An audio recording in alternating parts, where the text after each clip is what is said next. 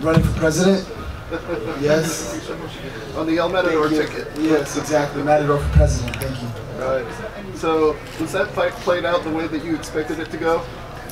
Yeah, absolutely.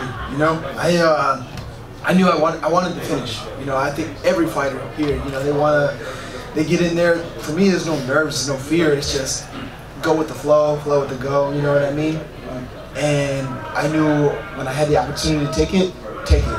Why go 15 minutes when you can finish it in 2 or 3? Or knock them out in 10 seconds, whatever, however, you know, you get the finish.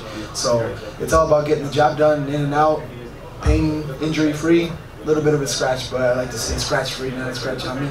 And that's it, stay pretty and be ready for the next one. Do you think an impressive finish like that vaults you way up the ladder in contention now? Absolutely. You know, I mean, please, if out of everyone here, what other featherweight is doing what I'm doing right now? You know, the last man before this, I took out the 2-time former, you know, champion, Emmanuel Sanchez. That was the last man to hold the belt. And obviously, I've been waiting for, you know, Pitbull and Vital to do their thing. And I've been waiting patiently. I still took on another contender, another tough fighter, a tough fighter, no slouch. And he came to bang, and so did I. But I came and strangled him. So. Now, if Fleischer got injured before that fight, would you want to step in for him? Absolutely. I'm still in my fight chunks right now. I'm still hungry to fight right now, so I hope no one gets wild and backstage or someone drunk doing something stupid or something like that. I have to go be a superhero, take care of business. I don't know why. Normally I shower right away. I try to look pretty for all these cameras and everything, but I'm still ready to fight. So I want either one of those guys. Silica packs a hell of a punch. How hard were you? How bad were you hurt, man? Not hurt. I was just like, oh, like straight up. Excuse my language. Just like, oh shit. Like, you know, and then part of me in my mind, again, too much thinking. Like, you know, just gotta go with the flow. It was just like, fight the good fight, I guess. And it just caught me up too much thinking. Like, right when I was on my back, I was like, all right, sweep, triangle, try to do this. But then I was like, oh shit, he's punching, and this is where, you know, he's got power. There's bombs right here. It's like I like to say he's like the Rampage almost of the 45 division. You know what I mean? He can put people out with that thing. He's got bombs. So I was like, shit, don't be stupid and stay under here and try to play this game. Screw this. I'm like, I'm out. So I was like rolling for his legs, rolling for his back, whatever. Get up to your feet, whatever. Let's get out of here. We talked earlier this week about that run of split decisions you had to be involved with. Now it's 3 straight decisive performances and 2 straight finishes. Do you feel like the you that is standing here right now would have been able to finish this fight, say, a year ago? Or would you have been grinding it out for 15 minutes? I want to say I still got the finish because, you know, because he comes forward so much and leaves it all on the line too, such as myself.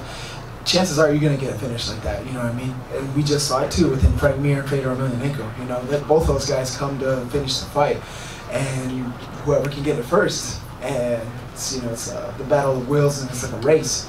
And for me, it's being able to weather his the early storm, his power, and time him out. Yeah, I would have gotten the finish. Maybe not in the first, but I for sure would have gotten the finish. What do you make of the entire evening in general? You had 4 wins by submission, and you had a TKO in the main event. What do you make of the entire evening? I like to think the whole Bellator brass is happy.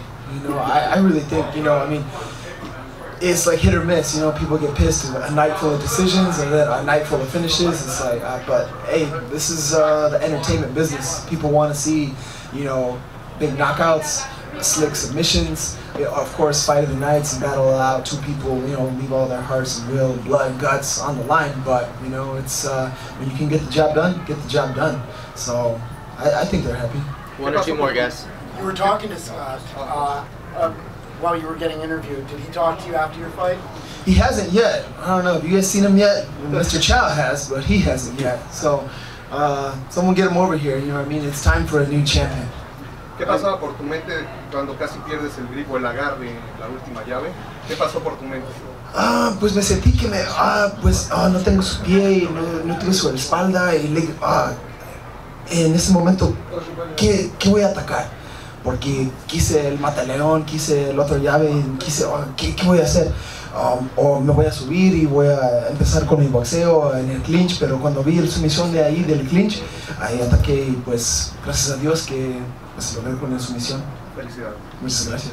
I know CM Punk's getting ready for his big fight coming up here in Chicago, but have you had a chance to talk to him about tonight's fight at all since the big win? I remember it since last year, almost still, in my mind. He talked about how many times he sold out this arena, more than a dozen times, and now it's my turn. So I know they're going to come back. The Fedor Emelianenko, one of the legends. 10 years ago when I was a kid, I never would have imagined I'd be a co-main event to this man right now. On the same card, Royce Gracie, Tito Ortiz, the names go on and on and on, and who I'm fighting in front of, and it's just insane. Man, it's crazy. It's like surreal.